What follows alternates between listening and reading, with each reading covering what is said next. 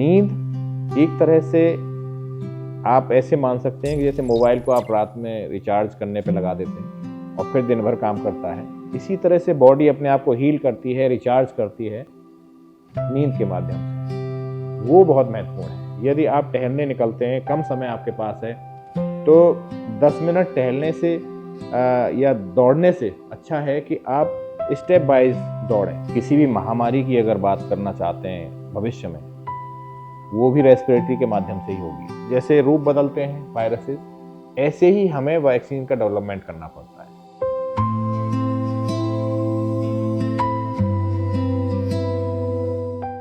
हवा में लगातार जहर बढ़ता जा रहा है और ये हमारी सेहत पे लगातार असर डाल रही है। सर्दियों के मौसम में खास करके और भी हालत गंभीर हो जाती है। हम आज इन्हीं सब विषयों पे चर्चा करेंगे। नमस्कार, आप देख रहे हैं गांव कनेक्शन नेटवर्क का रूरल टीवी। हमारे साथ हैं आज किंग जॉर्ज मेडिकल कॉलेज में पल्मोनरी विभाग के HOD doctor Ved Prakash ji. Sir, आपका बहुत बहुत स्वागत है गांव कनेक्शन में। बहुत धन्यवाद आप। सबसे पहले बात करेंगे कि जो हमारी सांसें हैं, जो हवा में घुलता जहर है, उससे हम बचा के रखें और ये कितना खतरनाक है।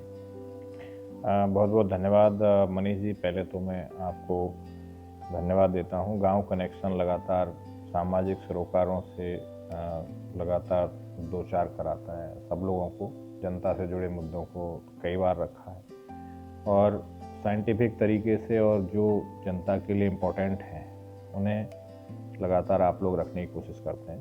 तो मैं गांव कनेक्शन को धन्यवाद भी देता हूं। जैसा मनीष जी आप देख रहे हैं, आप नोएडा में काफ़ी समय तक रहे हैं। दिल्ली और आसपास के क्षेत्रों में, खासकर इस मौसम में, जो मौसम बदलाव का है, इस मौसम में जैसे ही टेम्परेचर कम होता है और एयर ड्राई होने लगती है, तो जहाँ भी डस्ट है वो उठने लगती है। AQI लेवल की अगर बात करें तो दिल्ली के साथ साथ कई शहरों में, उत्तर भारत में खास करके जो क्षेत्र हैं, इसमें लगातार रेड जोन को क्रॉस कर रहे हैं। सांस लेना दूभर हो रहा है। तो पॉल्यूशन, एयर पॉल्यूशन एक बड़ी समस्या बन करके पिछले कई वर्षों में उभर रहा है। कई कारण हो सकते हैं इसमें, लेकिन सबसे बड़ा कारण जो मुझे लगता है, हवा में नमी की कमी। जो ह्यूमिडिटी के लेवल्स हैं वो जैसे ही कम होते हैं टेम्परेचर गिरने के साथ साथ, तो ये धूल उठती है और डस्ट जब हवा में मिल कर के आती है तो PM 2.5 के स्तर हों या PM 10 के स्तर हों, ये खतरनाक लेवल को पार कर रहे हैं। और लंग्स की अगर बात करें, रेस्पिरेटरी सिस्टम की, तो एनवायरनमेंट के लिए अगर सबसे ज़्यादा एक्सपोज्ड कोई ऑर्गन सिस्टम है तो रेस्पिरेटरी सिस्टम है। जैसी एयर होगी वो सीधे जो वेंटिलेशन है बॉडी का, लंग्स में आदान प्रदान जो हवा का है, तो कहीं न कहीं पार्टिकल्स को लेकर के जाती है हवा। हमारे शरीर में जो बनावट है वो बहुत ही एक नेचुरल डिफेंस सिस्टम काम करता है।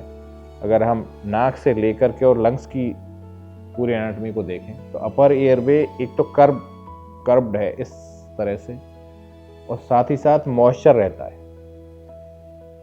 हमारे पैरानेजल साइनसेज हैं, कई तरह के साइनसेज इस अपर रेस्पिरेटरी ट्रैक्ट में हैं, तो उससे हवा की जो एयर कंडीशनिंग है वो होती है।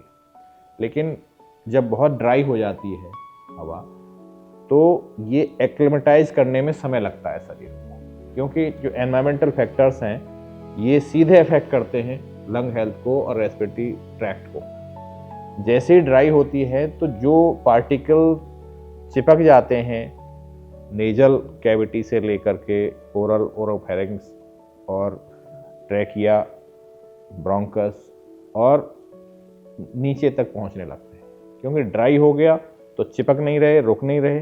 तो ये पूरा का पूरा हमारा जो सिस्टम है उसमें अंदर तक इन्वेड कर रहे हैं, चाहे पॉल्यूटेंट हों, इरिटेंट हों, या वायरस, बैक्टीरिया, फंगस के इन्फेक्शन हों, या जितना भी PM 2.5 के लिए जो भी पार्टिकुलेट मैटर्स हैं वो भी सीधे अंदर तक जा रहे हैं। अंदर जाने से खास करके जो ऐसे रोगी जो पहले से किसी न किसी सांस की बीमारी से ग्रसित हैं, जैसे स्मोकर्स हैं या COPD के रोगी, एलर्जी अस्थमा के रोगी, या फिर जो TB का कभी मरीज रहा है या किसी को इन्फेक्शन हुआ है कोविड-19 के बाद के लोग हैं जिनको कोविड निमोनिया हुआ उस वजह से, या ब्रोंकाइटिस है, ब्रोंकाइटिस है, कई तरह की सांस की बीमारियां हैं। तो ये लंग्स बहुत ही सेंसिटिव है। जहां एक तरफ इरिटेंट और पॉल्यूटेंट के इनहेलेशन से एलर्जी के मामले बढ़ रहे हैं, वहीं वायरस, बैक्टीरिया, फंगस को सीधे अंदर तक पहुंचने के बाद ये निमोनिया की तरह से सामने आ रहे हैं। और ये कई बार रोगियों को भर्ती भी करना पड़ता है, ICU में भर्ती करना पड़ता है, वेंटिलेटर तक जा रहे हैं और मौत की तरफ भी जा रहे हैं। तो ये जो इस समय की जो बड़ी समस्या है, आपको आश्चर्य होगा कि 15 लाख से ज़्यादा मौतें देश भर में सिर्फ पॉल्यूशन की वजह से होती हैं एक साल में। तो बड़ी संख्या है और कोई समग्र तरीके से जो इसके लिए मेजर्स होने चाहिए वो शायद अभी तक नाकाफी। अभी जैसे क्या होता है कि इन्फेक्शन और हमारी जो लाइफ स्टाइल है उससे रिलेटेड कितने तरीके के अलग अलग बीमारियां आप देख रहे हैं, क्या ट्रेंड आपको देखने को मिल रहा है? देखिए, लाइफ स्टाइल रिलेटेड बीमारियां बढ़ी हैं। जैसे जैसे हम लोग लग्जरी की तरफ बढ़ रहे हैं, जैसे जैसे नेचर के दोहन के बाद हम लोग सुख सुविधाएं जुटा रहे हैं, वहीं लोग इनएक्टिव होते जा रहे हैं। फिजिकल एक्टिविटीज़ भी कम है और साथ ही साथ उनकी इम्यूनिटी के लेवल्स भी कम हो रहे हैं। आप देखेंगे कि जहां एक तरफ शुगर के रोगी, हाइपरटेंशन या मोटापा लगातार बढ़ रहा है लोगों में, वहीं एलर्जी लगातार बढ़ रही है। जब से इंडस्ट्रियलाइजेशन बढ़ रहा है तो एलर्जी के मामले भी बढ़े हैं, अस्थमा के मामले बढ़े हैं, जहाँ छोटे बच्चों से लेकर के और बड़े एडल्ट्स तक अस्थमा के मामले हैं। COPD जो बुजुर्गों की बीमारी मानी जाती थी और हम लोग उसको पूरी तरह से एट्रीब्यूट करते थे कि स्मोकर्स की डिजीज़ है वर्ल्ड वाइड, लेकिन इंडिया में देखने को मिल रहे ट्रेंड के स्मोकर्स से लगभग 40% मामले सिर्फ स्मोकर्स के हैं। 60% मामलों में कहीं ना कहीं जो बायोमास फ्यूल एक्सपोजर है या जो नया थ्रेट अब डेवलप हुआ एयर पॉल्यूशन, ये एक तरह से नए थ्रेट्स की तरह से सामने आ रहे हैं। जहाँ तक इसकी टॉल का सवाल है, कितना गंभीर है, आप देखिए जो रोगी हैं उनके लिए तो सांस लेना दूभर है। और इसमें अगर हम लोगों ने बहुत जल्दी ये मेजर्स नहीं लिए इसको रोकथाम के लिए या इसके बेटरमेंट के लिए, तो मुझे लगता है कि ये लाइफस्टाइल में एटलीस्ट हम लोग इतना ज़रूर एडवाइस करते हैं, क्योंकि ये काम सरकारों का है, बड़ा काम है पॉल्यूशन कंट्रोल के लिए, जो एक समग्र एक काम होना चाहिए। लेकिन जो हमारे नागरिक हैं, 140 करोड़ देशवासी जो आपकी खबर को भी देखेंगे, मैं उनसे अनुरोध करना चाहता हूं कि एयर पॉल्यूशन बहुत घातक है। एक शपथ जरूर लें कि एटलीस्ट कंट्रीब्यूट ना करें एयर पॉल्यूशन बढ़ाने में। कोविड के बाद एक शब्द बहुत ज़्यादा लोगों में चर्चा में आया, इम्यूनिटी का, कि हम अपने आप को कैसे तैयार करें, हमारे फेफड़े कैसे मजबूत रहें, उसके लिए देसी और साइंटिफिक तरीका क्या होना चाहिए? देखिए, इम्यूनिटी का एक बड़ा रोल है किसी भी बीमारी को लेकर के। अगर हम लोग किसी भी महामारी की अगर बात करना चाहते हैं भविष्य में, वो भी रेस्पिरेटरी के माध्यम से ही होगी। अगर हम इम्यूनिटी की बात करें तो 3 कंपोनेंट मैं मानता हूँ कि एक तो ताज़ा भोजन, गरम भोजन, और जो ताज़े फल हैं या सीजनल सब्जियां हैं उनको इंक्लूड करते हुए और सीजनल फ्रूट्स को इंक्लूड करते हुए हम लोगों को एक तो बैलेंस डाइट प्लान रखना चाहिए। इसके साथ ही साथ बहुत महत्वपूर्ण है, जिसको कहीं ना कहीं हम लोग नज़रअंदाज कर रहे हैं, हम लोग व्यस्तता ज़्यादा बताते हैं कि व्यस्त हैं सब लोग, जो व्यायाम के लिए समय है। एडल्ट्स में अगर 7 से 8 घंटे की जो नींद है वो आवश्यक है। छोटे बच्चों में ये नींद 10-12 घंटे की, अब और जो छोटे हैं उनमें 14 घंटे तक की नींद आवश्यक है। नींद एक तरह से आप ऐसे मान सकते हैं कि जैसे मोबाइल को आप रात में रिचार्ज करने पे लगा देते हैं और फिर दिन भर काम करता है, इसी तरह से बॉडी अपने आप को हील करती है, रिचार्ज करती है नींद के माध्यम से। वो बहुत महत्वपूर्ण है। डॉक्टर साहब, फेफड़ों को कैसे मजबूत किया जाए कि वो आने वाली जो समस्याएं हैं उनसे निपट पाएँ? अमूमन होता क्या है कि फेफड़े की जो बीमारी है वो काफ़ी देर में पता चलती है। वो जब गंभीर स्थिति में हो जाती है, चाहे वो टीबी की बात करें या दूसरी बीमारियां बात करें। देखिए, फेफड़े नेचुरल तरीके से कुदरती एक बड़ा रिजर्व लेकर के है अपने साथ। दूसरा, जो लंग हेल्थ की आपने बात की, उसमें हमारे कई सारे प्राणायाम और योगा के प्रैक्टिसेस हैं, जिनमें कपालभाति है, अनुलोम विलोम है, डीप ब्रीदिंग एक्सरसाइज है, ब्रेथ होल्डिंग है। ये रेगुलरली हम लोग कर सकते हैं। साथ ही साथ जो एक रनिंग है, देखिए, यदि आप टहलने निकलते हैं, कम समय आपके पास है, तो 10 मिनट टहलने से या दौड़ने से अच्छा है कि आप स्टेप वाइज दौड़ें, कि 10 सेकंड बहुत तेज़ दौड़े, फिर 20 सेकंड आप आराम से पेस पे चले, फिर आपकी जब सांस फूलने न बंद हो गई तो फिर दोबारा आप 10 सेकंड बहुत तेज़ दौड़िए, फिर आपकी सांस फूल जाएगी, फिर आप धीरे धीरे चलिए 20 सेकंड। ये क्रम अगर लगातार करेंगे तो एक बेहतर कार्डियक एक्सरसाइज या अपनी जो एक्सरसाइज हैं वो आप 10 मिनट में अचीव कर सकते हैं, जिसके लिए आप आधा घंटा 1 घंटा खर्च कर सकते हैं। कोविड के बाद जो सांस संबंधी बीमारियां हैं, क्या अभी भी उनके सिम्टम्स पाए जा रहे हैं? किस तरीके की समस्याएं हुई हैं? जब हम वायरल इलनेस की बात करते हैं तो रेस्पिरेटरी वायरसेस हैं। ये आरएनए वायरसेस होते हैं, बहुत ही अनस्टेबल वायरस होते हैं और बहुत जल्दी म्यूटेट करते हैं। इन्हीं की फैमिली का कोविड है। हर साल ये वायरसेस म्यूटेट करके अलग रूप बदल के आपको मिलेंगे। कभी स्वाइन फ्लू के नाम से आएगा, कभी बर्ड फ्लू के नाम से आते हैं, कभी आप H1N1 में हैं, कभी H3N2 की वजह से भी जापान में काफ़ी बड़ा आउटब्रेक हुआ। कई कंट्रीज़ में इसकी वजह से आउटब्रेक चल रहे हैं। तो ये जो वायरसेस हैं, ये कोई न कोई म्यूटेशन के साथ में एक ज़्यादा विरुलेंस के साथ घातक रूप ले करके, जिसमें एक है स्प्रेड और दूसरा है इलनेस का जो एक लेवल है, मौत की तरफ ले जाने वाला। ये दो चीज़ें जब होती हैं तो हमारे लिए जो वेरिएंट्स ये आते हैं, वेरिएंट ऑफ कंसर्न होते हैं या वेरिएंट ऑफ इंटरेस्ट होते हैं, या फिर हम लोग फिर आउटब्रेक की तरह से इसको संज्ञा देते हैं। WHO या एजेंसीज इस पर लगातार अलर्ट करती हैं और इसको देखती हैं, मॉनिटर करती हैं। ये कह सकते हैं क्या कि जो जिस वायरस से कोविड हुआ वो किसी न किसी फॉर्म में अभी भी है और साथ ही साथ कई ऐसे रोगी भी हैं जो पोस्ट वायरल इलनेस जो कोविड-19 की थी उससे ग्रसित हैं। कोविड लाइक जो निमोनियाज हैं अभी भी देखने को मिलते हैं। नए तरीके से जो इस तरह के वायरसेस हैं वो भी सर्कुलेशन में हैं। कई मरीज हमारे आईसीयू में हैं, अभी भी हैं, छोटे बच्चे भी हैं। और साथ ही साथ हमारे पास जो वैक्सीन्स हैं,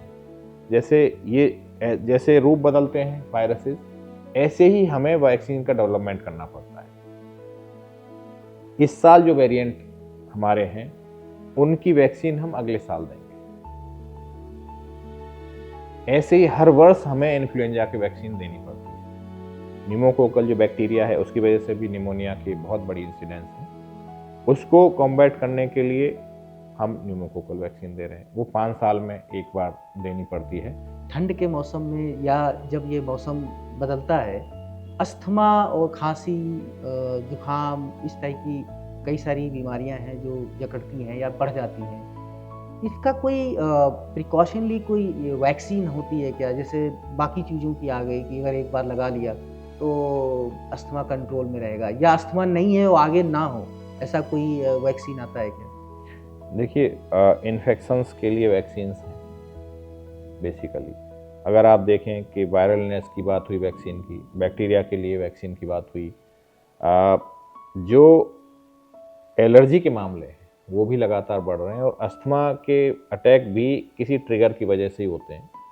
वो ट्रिगर फैक्टर्स एलर्जी कॉज करने वाले ट्रिगर फैक्टर्स भी हो सकते हैं। और जो एलर्जिक अस्थमा है, एलर्जी की वजह से एक तरह से ब्रॉडली अगर देखें तो ज़्यादातर मामले जो अस्थमा के हैं वो जैसे एलर्जी आपकी स्किन की है, आँखों में लाल हो जाना या बार बार सर्दी जुकाम होना, ऐसे ही एलर्जी किसी ट्रिगर की वजह से लंग्स की एलर्जी जो होती हैं उनको हम लोग अस्थमा का नाम भी दे सकते हैं ब्रॉडली। ज़्यादातर मामले ऐसे हैं जहाँ कोई ना कोई ट्रिगर फैक्टर है और एक अटैक की तरह से पड़ता है और बहुत जल्दी आराम भी हो जाता है अगर सही समय पर सही दवा दे दी जाए। इसके साथ साथ एलर्जी को आइडेंटिफाई करना कई सारे मामलों में हमारे देखने को आ रहा है, क्योंकि हम लोग एक एलर्जी सेंटर भी रन करते हैं, एलर्जी क्लिनिक भी हमारा चलता है। तो उसमें जो एलर्जेंस आइडेंटिफाई अगर हो जाते हैं, उन एलर्जेंस के साथ में इम्यूनोथेरेपीज़ हमारे पास हैं, जिसमें यदि 1, 2, 3 एलर्जन आइडेंटिफाई होते हैं। एक बड़ी लिस्ट है जहाँ 50 या 100 एलर्जन टेस्ट हमने किए, उनमें से अगर लिमिटेड आते हैं, 1, 2, 3 अगर हमारे पास आए जो बहुत ज़्यादा एलर्जी कॉज कर रहे हैं, बहुत ज़्यादा रिएक्ट कर रहे हैं, तो उनके लिए हम लोग इम्यूनोथेरेपीज़ दे सकते हैं। उसमें उसी एलर्जन को कम डोज में देना शुरू करते हैं और डोज धीरे धीरे बढ़ाते जाते हैं। साथ ही साथ कई सारे बायोलॉजिक्स हैं जो नई दवाइयाँ आ रही हैं, वो एक महंगा सौदा ज़रूर है, लेकिन आने वाले समय में हो सकता है कि वो सबको सुलभ होंगी।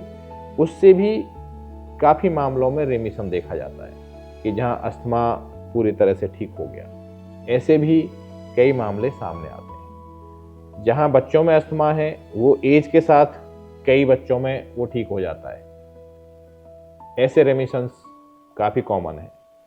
लेकिन दवाई से जो बायोलॉजिक्स हैं जिनकी हम बात कर रहे हैं, उससे भी एडल्ट्स में या बच्चों में भी कई सारे रेमिशंस कई वर्षों के लिए देखने को मिलते हैं, जहाँ पे जो सिम्टम्स हैं पूरी तरह समाप्त हो जाते हैं और कई वर्षों तक उन्हें इनहेलेशंस की और उनकी आवश्यकता नहीं होती। तो लेकिन महंगे हैं। आने वाले समय में शायद जैसे पेटेंट ख़त्म हो जाता है 20 साल में, उस तरह से शायद बहुत चीप होकर के अवेलेबल होंगे, तो तब हम लोग ज़्यादा इसकी प्रैक्टिस कर सकेंगे। तो अभी ये विदेशों में ज़्यादा चर्चित, यहाँ भी है। विदेशों में चूँकि ज़्यादातर लोगों पे इंश्योर्ड हैं, इंश्योरेंस है, उसके माध्यम से मिल जाता है। हमारी बड़ी पॉपुलेशन है, बड़ी पॉपुलेशन के लिए इलाज मुहैया कराना एक बड़ी चुनौती है। कई सारे योजनाएं, सरकार भी आयुष्मान भारत योजना एक बड़ी योजना चल रही है, कई सारी यहाँ पे अगर बात करें, इसमें कवर होता है। ज़्यादातर बीमारियाँ जो लाइफ थ्रेटनिंग हैं कंडीशंस, उनमें बड़ी संख्या में बीमारियों को कवर किया गया है।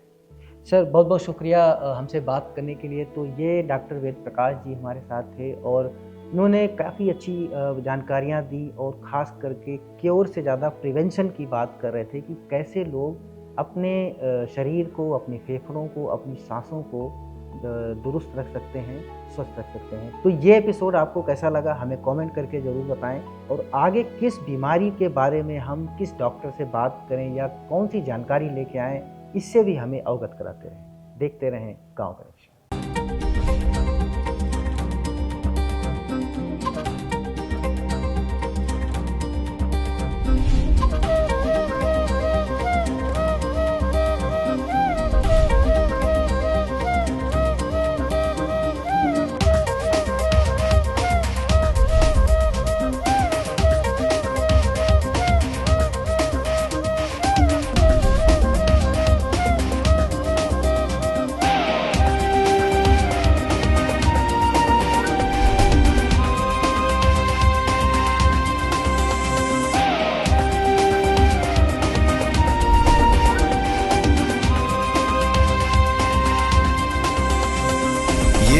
गांव कनेक्शन और आप देख रहे हैं रूरल टीवी।